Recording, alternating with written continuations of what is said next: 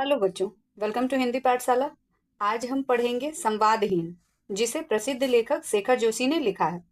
यह क्लास 9 के गंगा बुक का तीसरा पाठ है। तो बच्चों, पहले यह जान लेते हैं कि लेखक ने इस कहानी के माध्यम से हमें क्या बताया है और किस बात पर संवादहीन, जो इसका टाइटल है, वह कैसे सार्थक होता है। तो इसके बारे में पहले समझ लेते हैं कि संवाद क्या होता है और संवादहीन क्या होता है। तो यह कहानी बच्चों आधुनिक जीवन की उस सच्चाई को सामने लाती है जहां लोग एक दूसरे से बहुत पास होकर भी मन से दूर होते जा रहे हैं। क्यों? क्योंकि संवादहीनता, संवाद में जो एक दूसरे से जो वार्तालाप कम हो गई है। इस पाठ में लेखक ने मानवीय रिश्तों, अकेलेपन और संवाद की कमी को बहुत ही सरल लेकिन प्रभावशाली ढंग से प्रस्तुत किया है। कहानी हमें सोचने पर मजबूर करती है कि जब इंसान अपनी भावनाएं व्यक्त करना छोड़ देता है तो वे कितना अकेला महसूस करता है। तो आइए इस संवेदनशील और विचारोत्तेजक पाठ संवादहीन को विस्तार से समझते हैं। अब बच्चों, पहले कहानी के बारे में जान लेते हैं कि यह कहानी किसकी है। तो यह कहानी एक गांव की एक बूढ़ी ताई की है, और उसके एक तोते की है। तो ये बूढ़ी ताई जो है, इसके घर में कोई भी नहीं है, कोई सदस्य नहीं है। इसके इसके बेटे, बहू, बेटियां और इनके पति सभी पहले थे, बड़ा पूरा परिवार था। लेकिन अब सब कोई बेटे और बहू घर से बाहर काम धंधे के चक्कर में चले गए, शहर चले गए, और बेटियों की शादी हो कर दी गई और वो अपने घर चली गई, अपने पति के घर चली गई। और इनके जो पति थे, उनका भी स्वर्गवास हो गया। तो इस सारी परिस्थिति के बीच में ये जो ताई है वह अकेली रह गई है। तो गांव के ही एक सदस्य ने एक तोता लाकर ताई को दिया है, जिसके सहारे से ताई अपना जीवन और अपना समय काट रही है। कि और उस तोते को ही खिलाना पिलाना, उससे बातचीत करना, अपने जीवन के बारे में जो भी बातें उसके मन में आती है, ताई के मन में, वह सब कुछ साझा करती है उस तोते से, और उसी के सहारे वह अपना दिन काट रही है। तो चलिए बच्चों, पाठ को शुरू करने से पहले कुछ शब्द हैं जिनको हम जान लेते हैं। ये कुछ शब्दार्थ हैं जिन्हें हम पढ़ेंगे। ढोर, ढोर का अर्थ क्या होता है? पालतू गो जातीय पशु के लिए प्रयुक्त किया जाने वाला शब्द, जो चौपाया जानवरों के लिए भी किया जाता है, या बहुत जगह डंगर भी कहते हैं। ढोर मवेशियों को कहा जाता है। तगाजा, आवश्यकता, इच्छा, अनुरोध, कोई काम करने के लिए किसी से बार बार कहना या मांगना, इसको तगाजा कहते हैं। कुशाग्र मतलब तीव्र, कुशल, कुश की नोक जैसा तीक्ष्ण। पौ फटना, पौ फटना प्रातः काल का प्रकाश, तड़का होना। अचकचाना, भौचक्का होना, चौंक उठना। निहाल, निहाल हो जाना, कभी कभी कहते हैं ना कि निहाल हो गया, मैं तो निहाल हो गया, मतलब प्रसन्न, हर तरफ से तृप्त। सत्ता, सत्ता का अर्थ होता है अस्तित्व, यथार्थता, अधिकार, प्रभुत्व या प्रभु सत्ता। अतल, अतल का क्या अर्थ होता है? अथाह, तलहीन, जिसका कोई तल ही नहीं हो, तलहीन। प्रसंग, प्रसंग प्रकरण, संबंध, विषय का तारतम्य, एक प्रकार की संगति, लगाव। रोबीला, रोबीला प्रभावशाली। तुक मिजाज, जो झटपट या छोटी छोटी बातों पर नाराज हो, नाजुक मिजाज का हो, चिड़चिड़ा हो। वियोग, विच्छेद, विरह, अभाव, छुटकारा। साकड़, जंजीर, सिकड़ी और श्रृंखला। टोह, खोज, अनुसंधान, पता, देखभाल। देहरी, दरवाजे की चौखट में नीचे वाली लकड़ी जिसे लांघकर घर में घुसते निकलते हैं, उसे दहली कहते हैं। जो चौखट, जिसको चौखट भी कहते हैं। मिजाज, स्वभाव, तबीयत, प्रकृति, आदत, गर्व और घमंड। प्रायश्चित, शोधन, वह शास्त्र विहित कर्म जो पाप का मार्जन करने के लिए किया जाता है, उसे प्रायश्चित कहते हैं। जो पाप को मिटाने के लिए जो कर्म किए जाते हैं, या उसे प्रायश्चित कहते हैं। कौतूहलवश, उत्सुकता, अचंभा, त्योहार, उत्सव, कौतूहल। मशगूल, कार्यरत, किसी काम या सगल में लगा हुआ। अर्जन, अर्जन मतलब कमाना, संग्रह करना। एवजी, बदले के काम करने वाला, बदले में काम करने वाला। स्थानापन्न। आग्नेय, अग्नि से उत्पन्न, अग्नि जैसा, अग्नि संबंधी, अग्नि को अर्पित। जून, जून वक्त, बेला दिन का अर्ध भाग, ईसवी शनि का छठा महीना। तो बच्चों ये कुछ शब्द थे जिनका अर्थ जान के आपको पाठ को समझने में और भी आसानी होगी। तो चलिए पाठ शुरू करते हैं।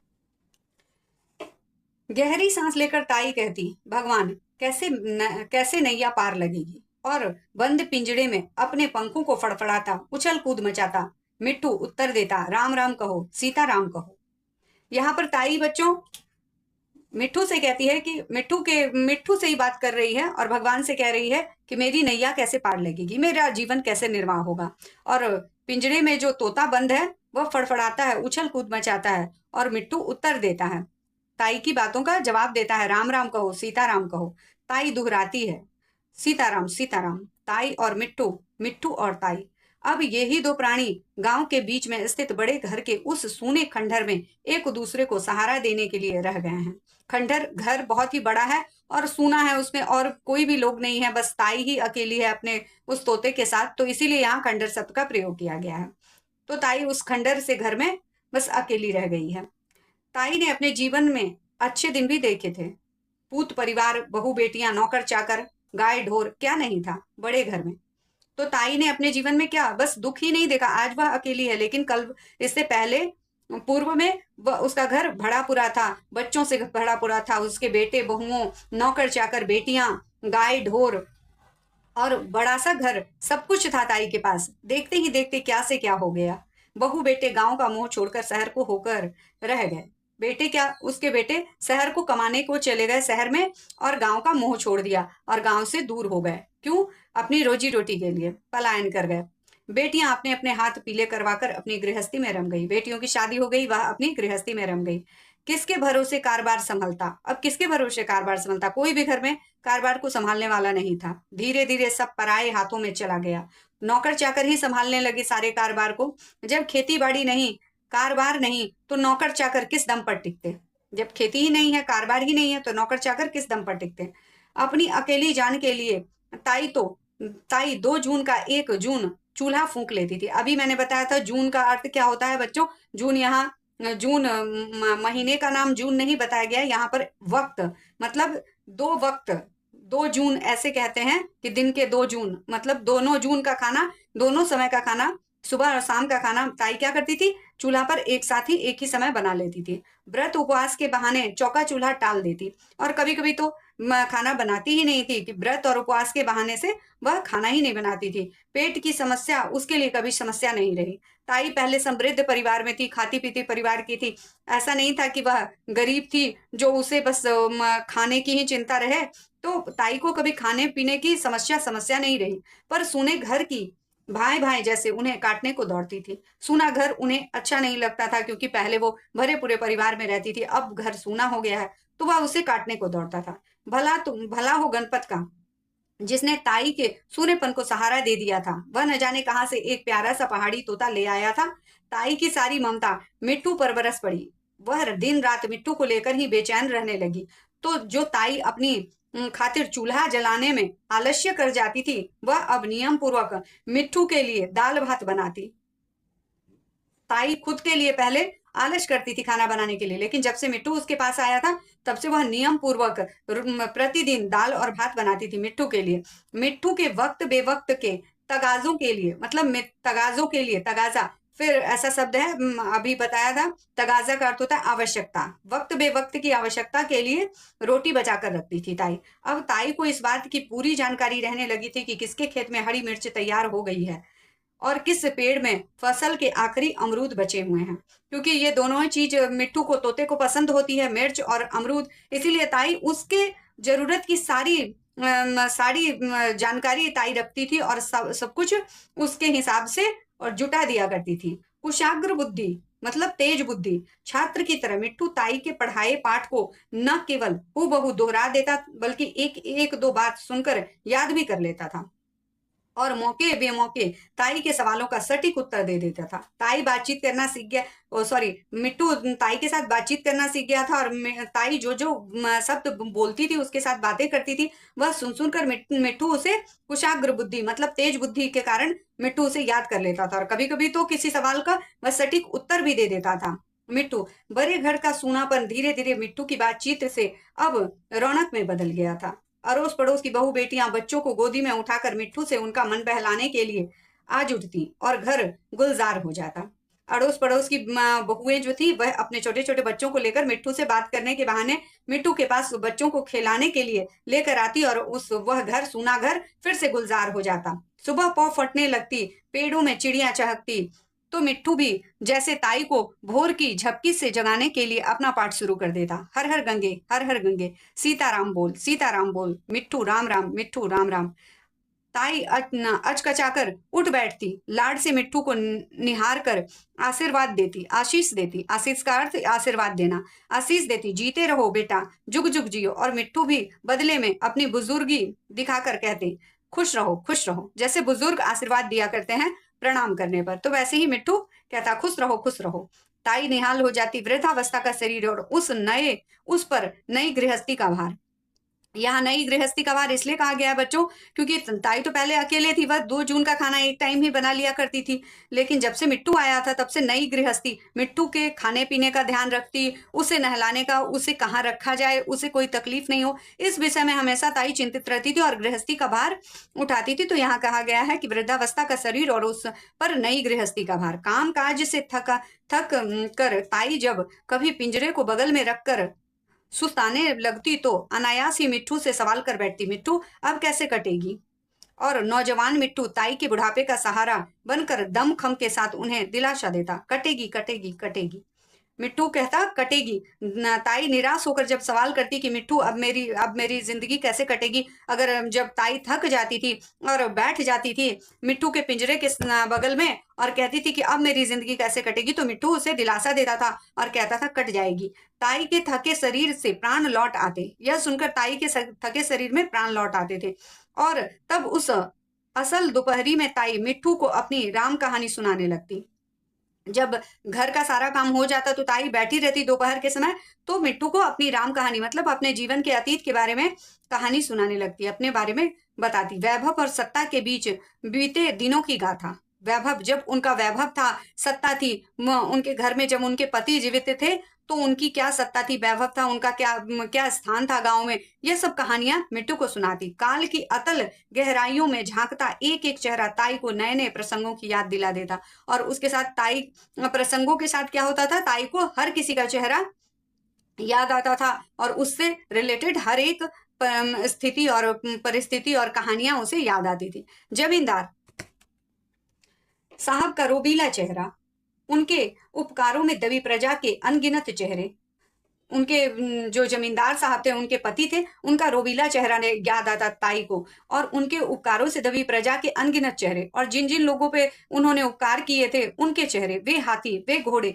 वे खेल तमाशे, वे ब्याह शादियां, तीज त्योहार, जन्म और मृत्यु पर्व, वे भोज, वे दावतें, जमींदार साहब के दरबार की रौनक, उनकी गुण ग्राहकता, उनकी तुनक मिजाजी, उनका गुस्सा, उनके इशारे पर मर मिटने वाले लोग। ताई घंटों तक मिट्टू को अपनी जीवन गाथा सुनाती रहती और वह अपनी गर्दन टेढ़ी कर कभी धैर्यवान श्रोता बना रहता और कभी अपनी समझ के अनुसार बीच बीच में कुछ टीका टिप्पणी कर देता था। ताई अपने अपने पति के रोबीले चेहरे को याद करती थी, प्रभावित चेहरा जो उनका जमींदार का जो चेहरा था, फिर जिन जिन लोगों पर उन्होंने अनगिनत उपकार किए थे उनका चेहरा, वो घर में जो हाथी घोड़े थे, वैसे खेल तमाशे, वो सबको याद करती थी ताई। और क्या याद करती थी, जमींदार साहब के दरबार की रौनक। बहुत से लोग हमेशा सुबह शाम उनके दरबार में आते और अपनी परेशानियां लेकर आते और उसका समाधान लेकर जाते थे। उनकी गुण ग्राहकता, मतलब जो उनके पति में जो गुण था, मतलब इतना गुण की ये सब कुछ संभाल सकते थे, गुण ग्राहकता। उनकी तुनक मिजाजी, मतलब वो जो बात बात पर गुस्सा कर जाते थे, वह उनका गुस्सा, उनके इशारे पर मर मिटने वाले लोग, वो इतने प्रभावशाली थे उस गांव में, जमींदार थे कि उनकी एक बात पर लोग मर मिटते थे, उनके एक इशारे पर मर मिटते थे और उनकी बातें मानते थे। ताई घंटों तक मिट्टू को अपनी जीवन गाथा सुनाती रहती और मिट्टू क्या करता, गर्दन टेढ़ी कर धैर्यवान श्रोता की तरह और सारी बातें सुनता और कभी कभी टीका टिप्पणी भी करता, कुछ कह देता था। ऐसा नहीं कि ताई और मिट्टू का संवाद हमेशा प्रेम पूर्ण ही बना रहता। कभी कभी ताई थकी मांदी लेटी होती और अपनी किसी जिद को मनवाने के लिए मिट्टू पिंजरे में तूफान खड़ा कर देते। पानी और दाने की कटोरियों को जानबूझकर उल्टा देते तो खींच कर ताई कोसती, मेरी जान खाने को आ गया, मर जा। और मिट्टू भी उतनी ही खींच के साथ हमला बोल देते, मर जा मर जा मर जा। फिर मनोवल का दौर चलता और ताई और मिट्टू की दुनिया पहले की तरह प्रेम से चलने लगती। कभी कभी ताई और मिट्टू में नोक-झोंक भी होती थी, यही बताया गया है यहाँ पे। ताई को घड़ी भर के लिए भी मिट्टू का वियोग सहन नहीं होता था। कभी कभार गांव में थोड़ी देर के लिए भी न्योता बुलावे में जाती। गांव में जब शादी ब्याह होता था, न्योता बुलावा होता था, तो जब ताई जाती थी तो 10 बार खिड़की दरवाजे को सांकड़े टोहती देखती। कंजूस के धन की तरह मुट्ठी को छिपाकर रखती, जैसे कंजूस के धन की तरह मुट्ठी को छिपाकर रखती और जल्दी लौट आने का दिलासा देकर देहरी से पांव बाहर निकालती। जब कभी बुलावे पर ताई को जाना पड़ता तो वह जल्दी आने का कह के जाती मिट्टू को कि मैं जल्दी ही आ जाऊंगी। और जैसे कंजूस आदमी अपने धन को छिपा कर रखता है, वैसे ही बार बार कुंडी और दरवाजे को वह देखती थी कि मैंने ठीक से बंद तो किया है, और इसलिए कि कहीं मिट्टू को कोई परेशानी ना हो। लेकिन एक संयोग आ पड़ा कि ताई धर्म संकट में पड़ गई। इस लोक में ताई ने बहुत ऊंच नीच देख लिए थे, अब कभी कभी परलोक की चिंता भी मन में घर कर जाती थी। गांव के कई लोग कुंभ स्नान के लिए प्रयागराज जा रहे थे। अच्छा साथ बन रहा था।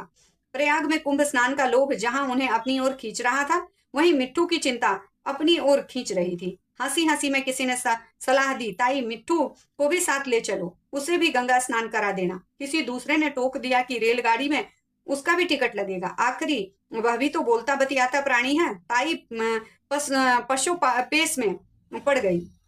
ताई चिंता में पड़ गई यह बात सुनकर कि उसका भी टिकट लगेगा। टिकट का पैसा भी वह मिट्टू की खातिर खर्च कर देती, लेकिन मेले ठेले भीड़ भाड़ में उसकी सुरक्षा के लिए उन्हें पूरा भरोसा नहीं था। मतलब ताई पैसा तो खर्च कर देती मिट्टू के टिकट के लिए, लेकिन उसे भरोसा नहीं था कि उतनी भीड़ भाड़ में मेले ठेले में वह सुरक्षित रहेगा या नहीं। अंत में जगन मास्टर की घरवाली ने उनकी चिंता दूर कर दी।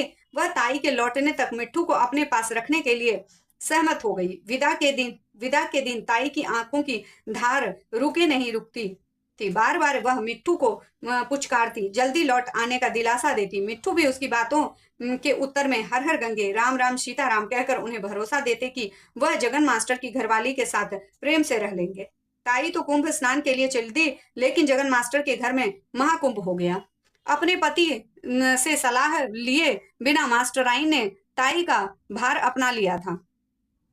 मास्टराइन जो थी जगन मास्टर की पत्नी, वह अपने पति से सलाह किए बिना ही मिट्टू को रख ली थी। जगन मास्टर दूसरे मिजाज के आदमी थे। उन्होंने अपने कुछ नियम सिद्धांत बना रखे थे। भरसक कोशिश करते कि उसके कारण किसी को कोई कष्ट न पहुंचता। बहुत उच्च विचार के ये जगन मास्टर थे, तो उन्होंने अपने जीवन में कुछ नियम बना रखे थे कि उनके कारण किसी को कोई कष्ट न हो। अब तोता पिंजरे में है, वह कैद है, तो यह बातें देखकर जगन मास्टर को तकलीफ होती थी कि मैंने उसे पिंजरे में डाल रखा है। स्वतंत्र विचारों के आदमी थे, दूसरों की स्वतंत्रता पर बाधा नहीं डालना चाहते थे। पिंजरे में बंद मिट्टू को देखकर उन्हें बेचैनी होने लगती। जब जब मिट्टू को देखते अपनी पत्नी की बुद्धि पर तरस खाते और अपने आप को भी दोषी अनुभव करते थे। जगन मास्टर के लिए जब मिट्टू की यातना असह्य हो गई तो उन्होंने एक दिन कमरा बंद कर मिट्टू के पिंजरे को जमीन पर रखा और उसका दरवाजा खोल दिया, ताकि उसे कुछ देर के लिए ही सही खुली हवा में आने का मौका देकर अपने पाप का थोड़ा प्रायश्चित कर ले।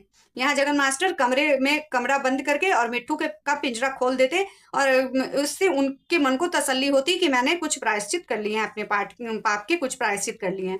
मिट्टू अब पिंजरे में रहने के इतने आदी हो चुके थे कि उन्होंने बाहर आने की कोई इच्छा नहीं प्रकट की। जगन मास्टर भी अपनी धुन के पक्के थे। निकट ही अनाज का थैला पड़ा हुआ था। उन्होंने मुट्ठी में थोड़ा अनाज लेकर पिंजरे के दरवाजे से लेकर बाहर तक बिखेर दिया और स्वयं अलग हटकर उसे देखते रहे। और जगन मास्टर ने क्या किया, मिट्टू तो पिंजरे से बाहर निकलना ही नहीं चाहता था, क्योंकि उसको तो आदत पड़ गई थी पिंजरे में रहने की। लेकिन जगन मास्टर जो थे, उन्होंने भी हार नहीं मानी, और उन्होंने पास में रखे अनाज की बोरी में से कुछ अनाज के दाने मुट्ठी में ले लिए और उसके पिंजरे के दरवाजे से लेकर बाहर तक उसे बिखेर दिया। तब मिट्टू उसके पीछे पीछे उस अनाज को खाने के लिए खाते खाते उस पिंजरे से बाहर निकल आया। और उस अलग हटकर क्या कर रहे थे, जगन मास्टर अलग हटकर ये सब देख रहे थे। मिट्टू धीरे धीरे दाना चुगते हुए बाहर आ गया तो जगन मास्टर ने संतोष की सांस ली।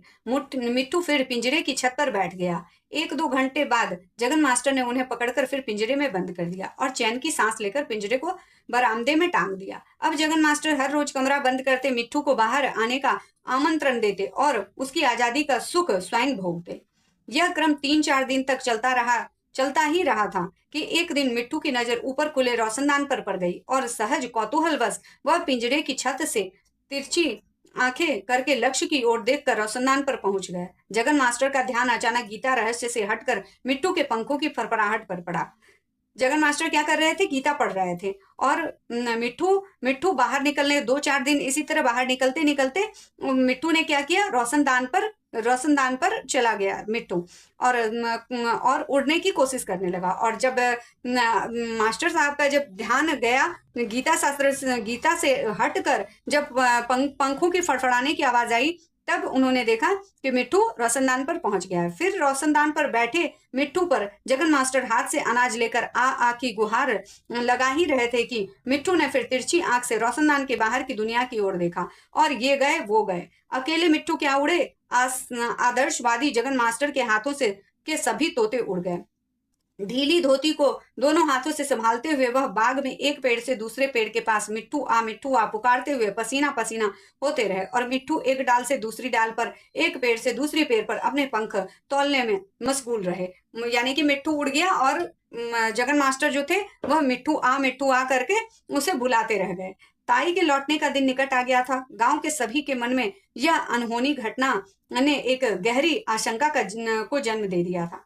ताई के तेज स्वभाव के अतिरिक्त मिट्टू के प्रति उनका लगाव को सभी जानते थे। गांव के लोगों को भी यह बात, अब जब ताई के लौटने का दिन नजदीक आने लगा तो यह चिंता सताने लगी कि अगर ताई आएगी तो कैसा लगेगा। एक तो ताई का स्वभाव भी सब जानते थे कि तेज है, और दूसरा मिट्टू से उसका लगाव भी बहुत है, और मिट्टू के अलावा कोई है भी नहीं उनके पास। तो इस बात की चिंता गांव वालों को सता रही थी। लौटकर मिट्टू को न पाने पर उनकी क्या दशा हो सकती है, इसका अनुमान वे भली भांति लगा सकते थे। बहुत सोच विचार के बाद आखिर गणपत ने ही यह सुझाव दिया कि मिट्टू की ही सूरत शक्ल का एक दूसरा तोता ले आया जाए, ताकि ताई को भ्रम में रखा जा सके, और दूसरे दिन सच ही वह तोता लेकर हाजिर हो गया। अगर जगन मास्टर की जिंदगी का एक नया दौर शुरू हुआ।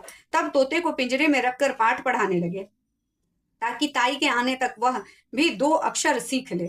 यह एक संयोग ही है कि जगन मास्टर ने अंतिम दिन ताई के मिट्टू को गीता के 2-4 श्लोक रटाने की कल्पना की थी, ताकि गंगा स्नान का पुण्य अर्जन कर लौटी हुई ताई अपने मिट्टू के मुंह से गीता सुन सके। लेकिन वह अनहोनी हो गई, और अब जगन मास्टर अपनी फिक्र में के मारे खाना पीना छोड़कर घंटों पिंजरे के सामने बैठे रहते थे।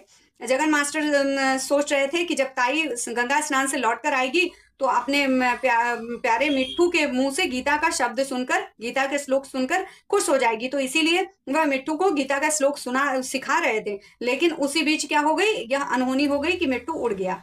तो उनका यह फिक्र जगन मास्टर ने खाना पीना छोड़कर बस पिंजरे के सामने बैठे रहते थे।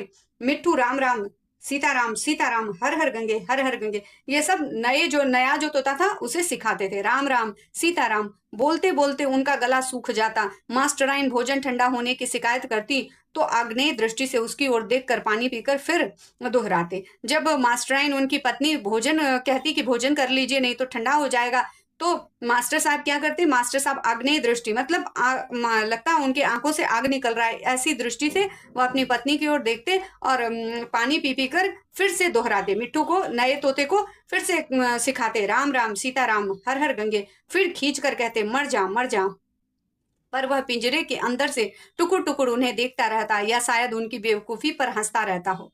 कुंभ स्नान से लौटकर सभी तीर्थयात्री अपने अपने घरों की ओर चल दिए, लेकिन ताई सीधे बड़े घर की ओर न जाकर जगन मास्टर के दरवाजे पहुंची।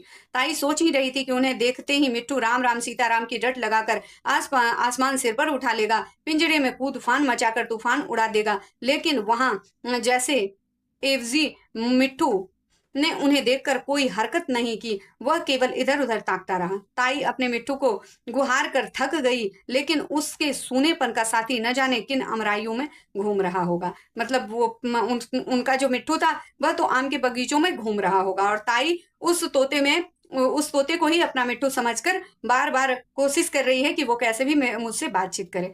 तो बच्चों, ये कहानी से हमें सीख मिलती है कि रिश्तों को मजबूत बनाए रखने के लिए संवाद बहुत जरूरी है।